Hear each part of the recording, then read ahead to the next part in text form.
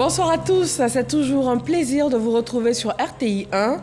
Voyons tout de suite les titres de ce 20h. Sortie de la 32e promotion des élèves officiers de l'Académie régionale des sciences et techniques de la mer, 241 élèves officiers ont reçu leurs épaulettes. C'est également la fin de la formation pour 500 jeunes apprentis formés au sein de l'Académie. Les premiers responsables du Sud de Comoé, les élus et les populations se mettent à la disposition du ministre-gouverneur du nouveau district autonome de la Comoé. Pascal Kouakou Abina partage cette vision de développement inclusif qui sous-tend leur action. Sensibilisation contre la rage, le ministère de la Santé lance l'opération à Divo dans le centre-ouest de la Côte d'Ivoire. Les propriétaires d'animaux de compagnie sont informés des procédures sanitaires pour prendre soin de leurs compagnons à poil. La vaccination est recommandée en cas de morsure. Et l'Algérie interdit son espace aérien aux avions militaires français qui empruntent cet espace pour les opérations des troupes de la force Barkhane. Cette décision intervient dans un contexte de tension entre Paris et Alger. Nous sommes ravis de vous retrouver pour l'actualité sur RTI 1. Bienvenue. L'Académie des maires célèbre la sortie de sa 32e promotion. 241 élèves officiers de la prestigieuse institution ont reçu leurs épaulettes. Le ministère de la Promotion de la Jeunesse a fait d'une pierre deux coups en célébrant également la sortie de 500 jeunes apprentis formés au sein de l'Académie. Lancine Bakayeko. 241 élèves officiers de la marine marchande sur les quais, prêts à prendre le large. Ils ont reçu les épaulettes, signe de leur capacité à affronter l'océan et ses vagues.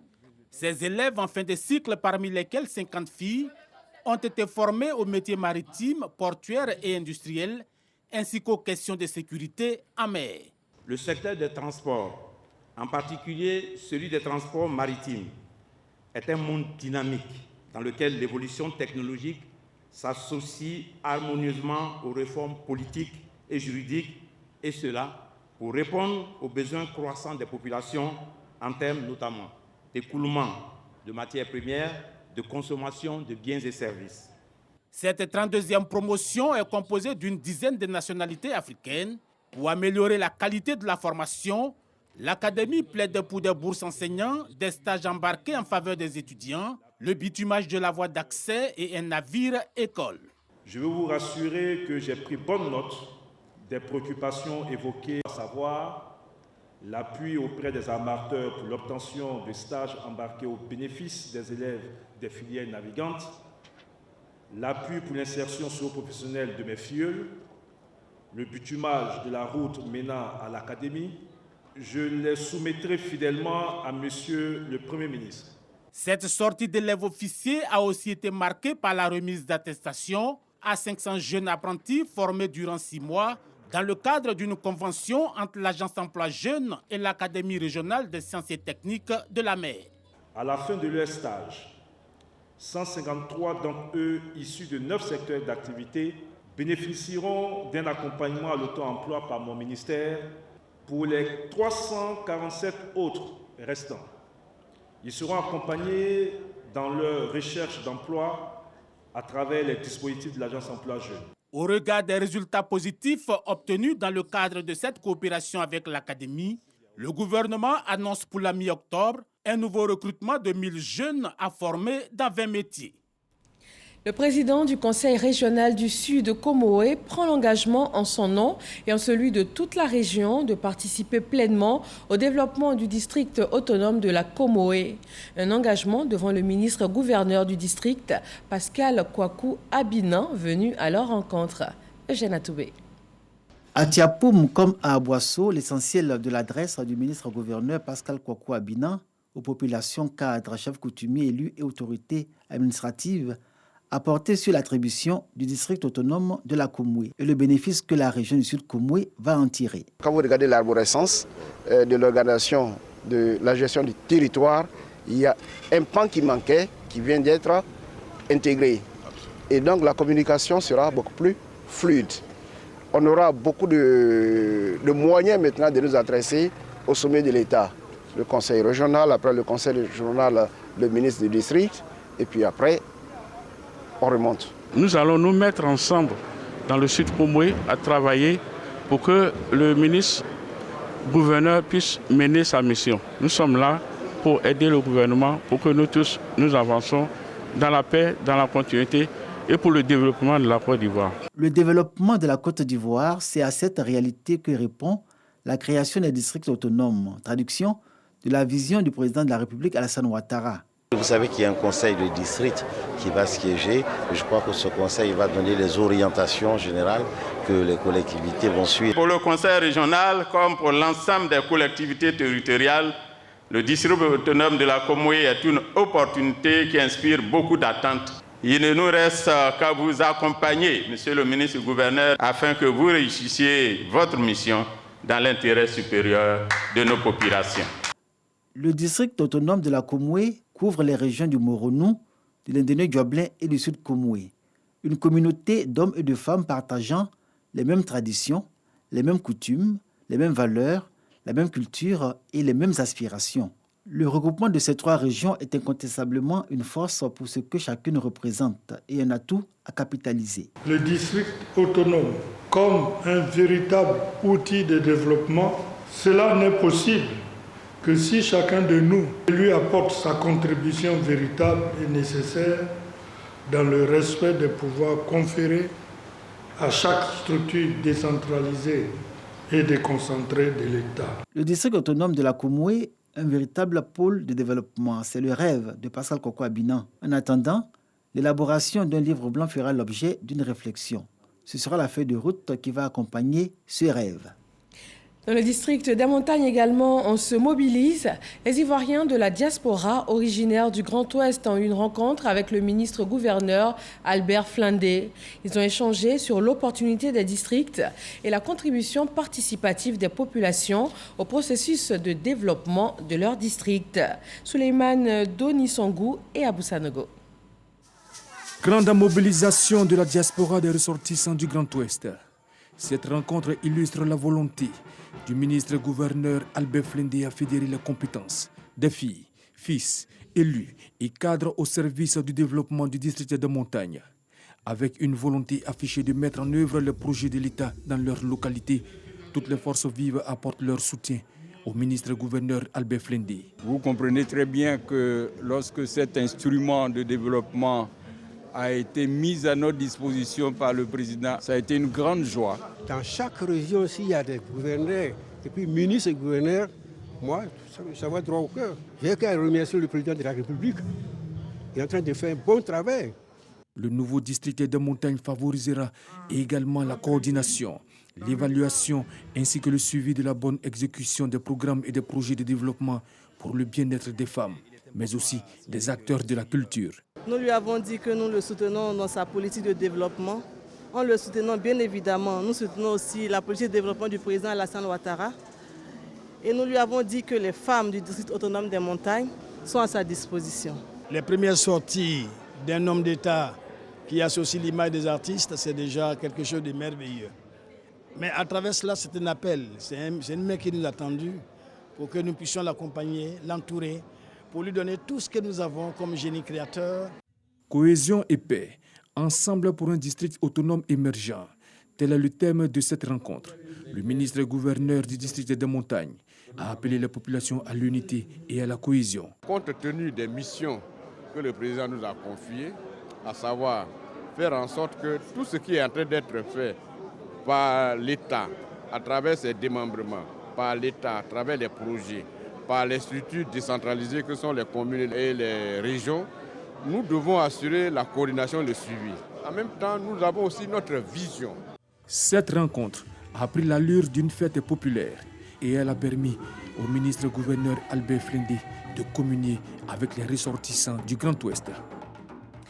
Et les ministres-gouverneurs ont en bonne place dans leur plan d'action la lutte contre la maladie à coronavirus. Voyons le point pour ce 3 octobre sur tout le territoire ivoirien.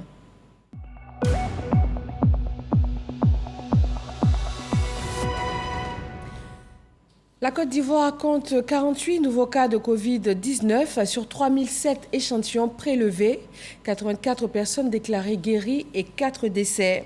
Un total de 2 270 565 doses de vaccins ont été administrées du 1er mars au 2 septembre. Si vous avez un animal de compagnie, vous êtes tenu d'en prendre grand soin et de vous faire vacciner en cas de morsure. C'est en substance le message de sensibilisation de la campagne menée par le ministère de la Santé contre la rage. La première étape s'est tenue dans la ville de Divo. Éric Goré. Les propriétaires d'animaux domestiques se mettent en règle. Ils font vacciner leurs animaux, en particulier les chiens, comme l'exigent les lois ivoiriennes. C'est la ville de Divo qui accueille la journée mondiale de la lutte contre la rage. Le thème national est « Laissons les rumeurs et vaccinons-nous pour éliminer la rage ». La ville de Divo n'a pas été choisie au hasard. Comme il y a eu 2 décès à Divo, ici, le président de la République, son Excellence Alassane Ouattara, a instruit notre ministre Sidi Tchiboko Touré de venir célébrer la journée mondiale de lutte contre la rage à Divo ici. C'est pour éviter ce genre de situation qu'un prix est instauré à l'endroit des propriétaires d'animaux qui prennent bien soin de leurs animaux domestiques, à l'image de cette dame qui a remporté le premier prix. Mon chien est suivi par les vétérinaires, par un service privé de vétérinaires ici à Divo. Il faut aimer les chiens avant de les élever. Quand tu n'aimes pas un chien, il ne faut pas l'élever. Donc je dis merci au ministère pour ce prix. En Côte d'Ivoire, 12 000 personnes sont exposées à la rage. La plupart sont des enfants vivant en zone rurale. Il faut donc continuer la lutte et donner un signal fort. Les ministères de la Santé et des Ressources animales et halieutiques unissent leurs forces. Quand quelqu'un a été mordu par un chien, que ce soit une vraie morsure, que ce soit une griffure, que ce soit un léchage, le ministre demande que immédiatement la personne se rende dans le centre de santé le plus proche. Parce que la rage est une maladie grave qui ne se guérit pas une fois qu'elle est déclarée.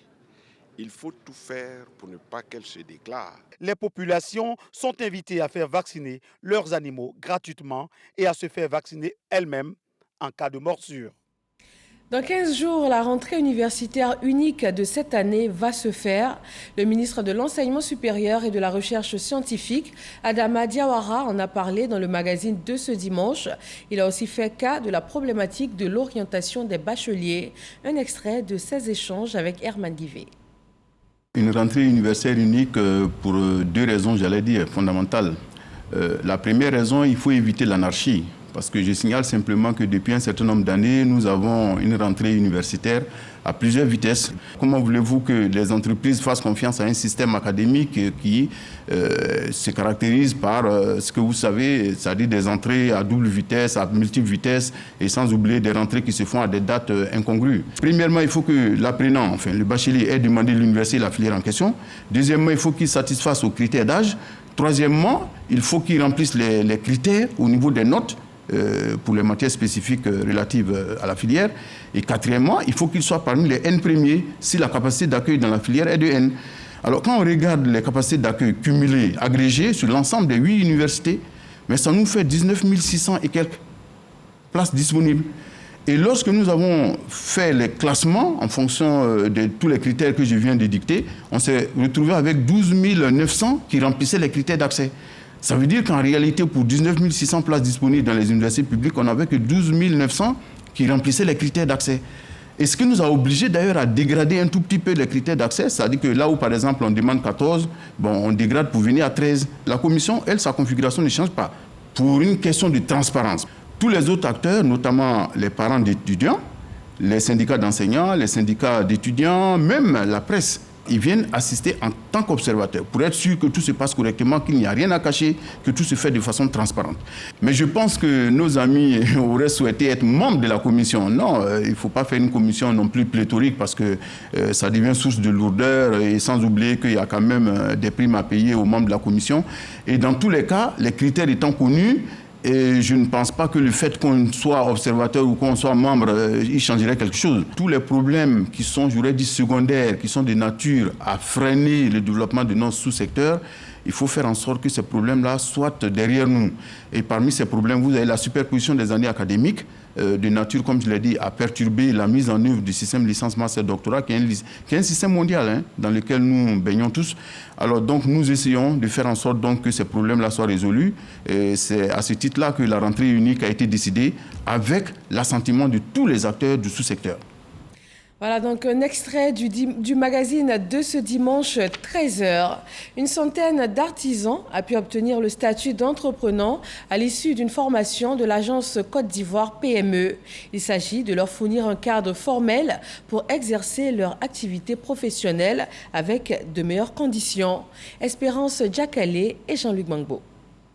Par cette remise d'attestation, ces 100 artisans font leur entrée dans le monde du secteur formel.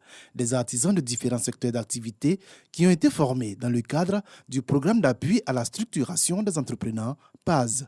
Longtemps, j'étais dans le secteur informel, donc je cherchais à acquérir ça pour que je puisse avoir le financement. J'invite mes amis jeunes à faire comme moi, à venir s'inscrire. Vraiment, c'est bien.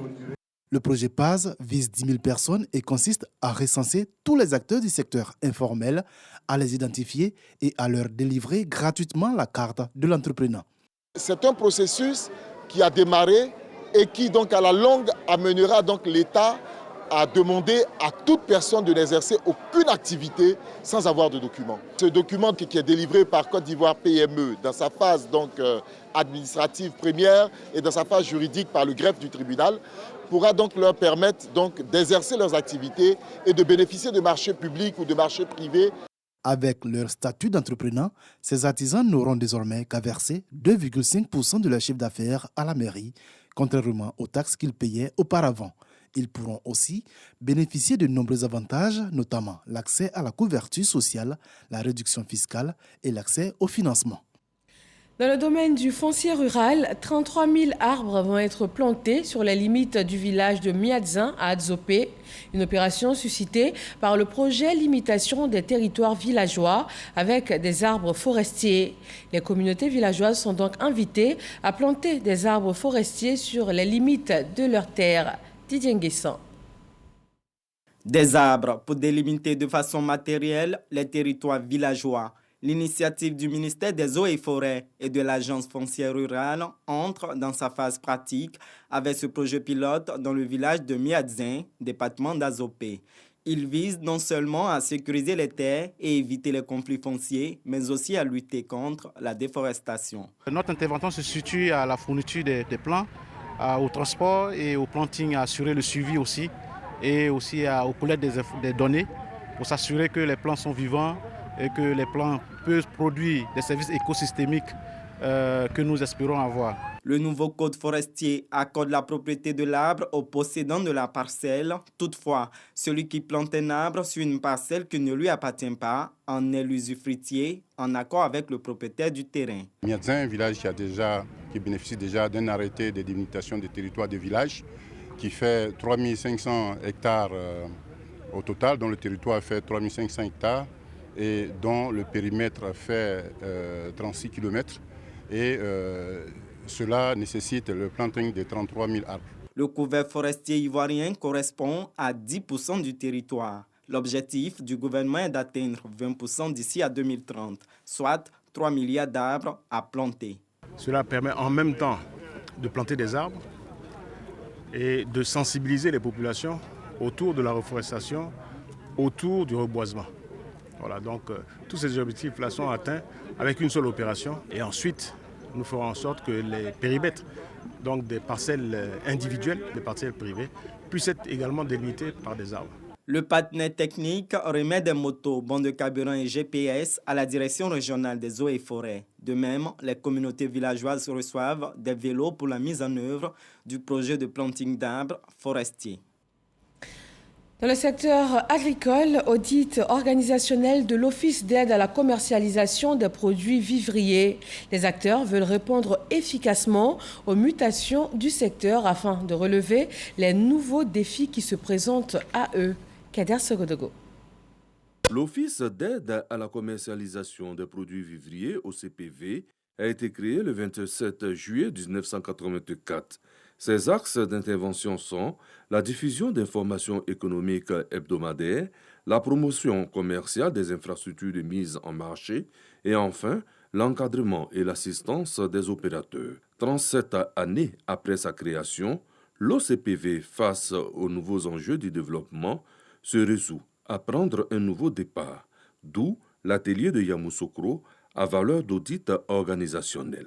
L'atelier de ce jour se situe dans le cadre de la mise en œuvre de la composante 2, appui au développement du secteur privé du projet d'infrastructure pour le développement urbain et la compétitivité des agglomérations secondaires, le PIDUCAS, projet cofinancé par l'État de Côte d'Ivoire et la Banque mondiale.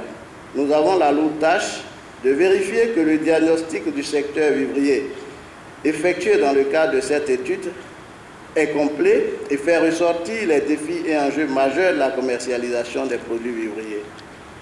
Nous devons également vérifier que le diagnostic du fonctionnement de l'OCPV fait ressortir l'adéquation entre sa mission et les défis à relever. Les résolutions de la rencontre de Yamoussoukro feront l'objet d'une communication en Conseil des ministres. L'Office d'aide à la commercialisation des produits vivriers, OCPV, a auparavant connu 2 modifications structurelles. Une, le 8 janvier 1992 et une autre, le 2 octobre 2012. Le lycée Paul Akoto Yao de Sakassou a reçu du matériel informatique. La remise de ce lot d'équipements a été couplée à la célébration des meilleurs élèves du lycée. Ils sont invités à redoubler d'ardeur afin d'être des modèles pour l'ensemble de leur communauté. Charles Tatou. 21 ordinateurs, 21 tables et 21 chaises, voilà les composantes du don fait par le directeur de cabinet du Premier ministre pour le rééquipement de la salle multimédia du lycée Paul Akoto Yao de Sakassou. Le donateur Emmanuel Aoutou Kofi au lycée pour la remise du lot de matériel, à l'occasion de la journée d'excellence initiée par les responsables du dit établissement. Centre multimédia du lycée Paul Akoto Yao, qui avait été équipé en novembre 2013 par la première dame. Vous savez, c'est des ordinateurs qui ont besoin d'être mis au goût du jour pour permettre d'avoir les plus grandes possibilités en termes donc de connectivité et en termes de recherche. Le directeur de cabinet du Premier ministre prône la vision du chef de l'État Alassane Ouattara, celle d'une Côte d'Ivoire solidaire, s'appuyant sur un système éducatif performant.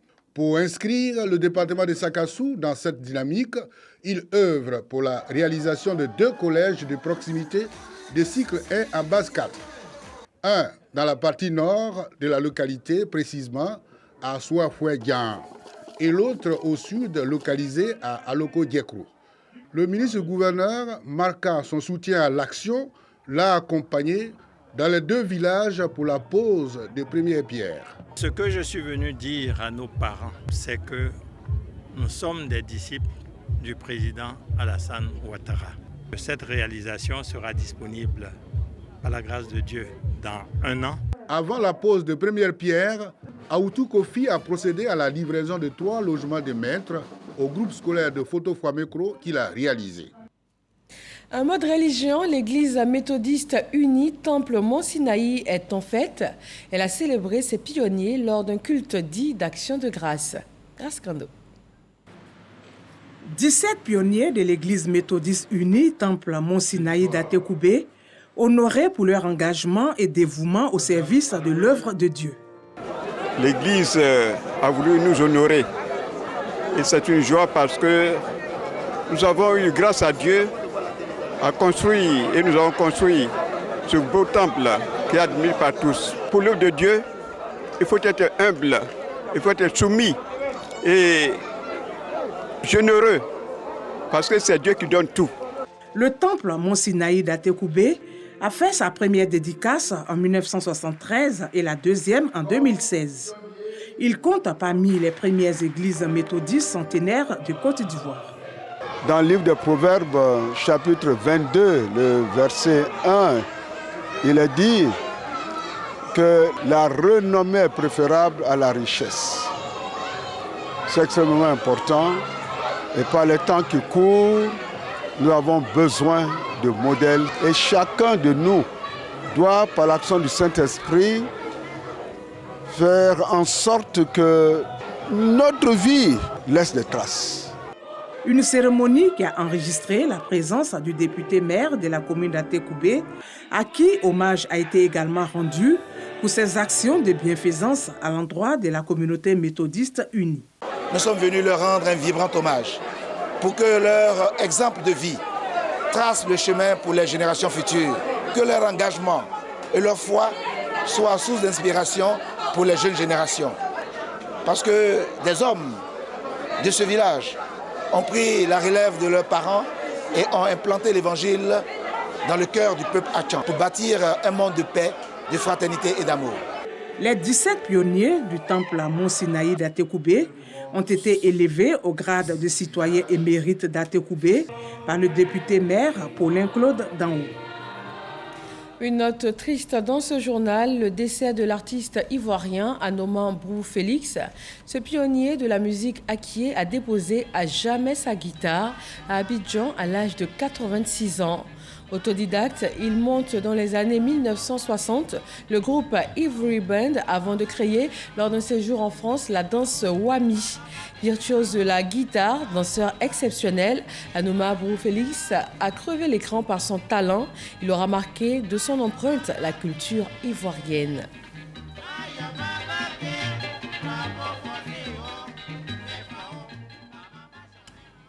Ouvrons le chapitre de l'actualité internationale avec la crise entre Alger et Paris. L'Algérie a interdit son espace aérien aux avions militaires français. Les appareils français empruntent d'habitude cet espace aérien pour rejoindre ou quitter la bande sahélo-saharienne où sont déployées les troupes de l'opération Barkhane. Selon l'état-major français, les avions doivent juste adapter leur plan de vol sans que cela affecte les opérations ou les missions de renseignement menées par la France au Sahel. Paris a tout de même rappelé son ambassadeur pour consultation. Terminons avec le reste de l'actualité qui aura marqué le monde toute cette semaine dans le 7 sur 7.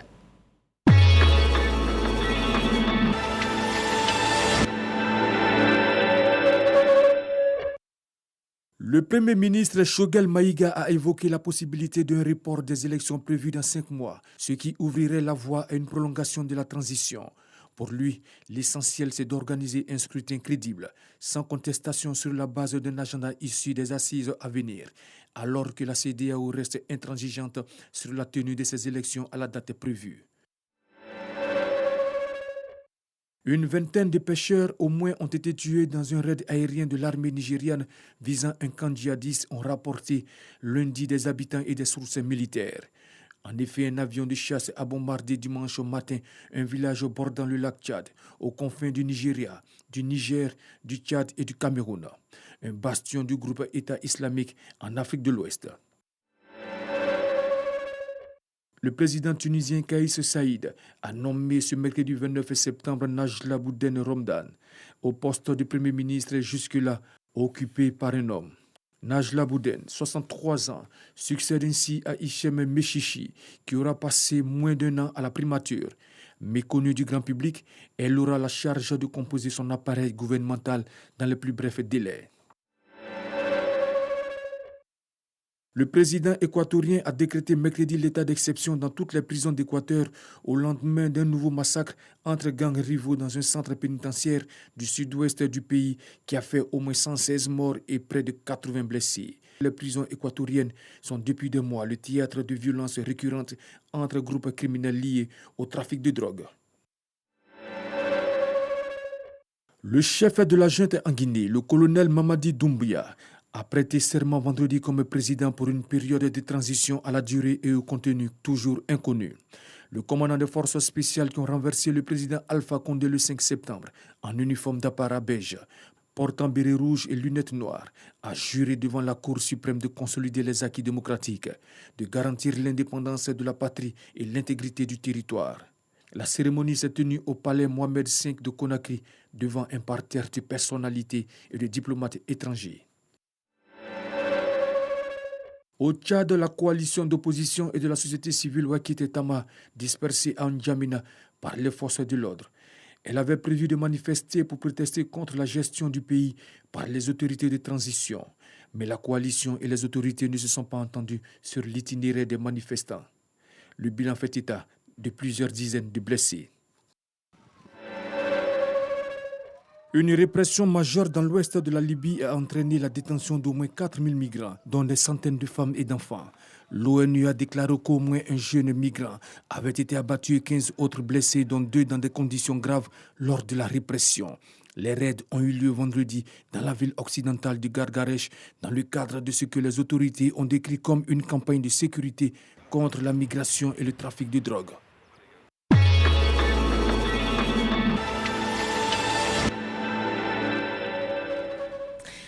Et voilà un tour d'horizon à travers le monde qui met fin à ce 20h. Merci à tous de l'avoir suivi. Agréable fin de soirée et bonne reprise demain lundi.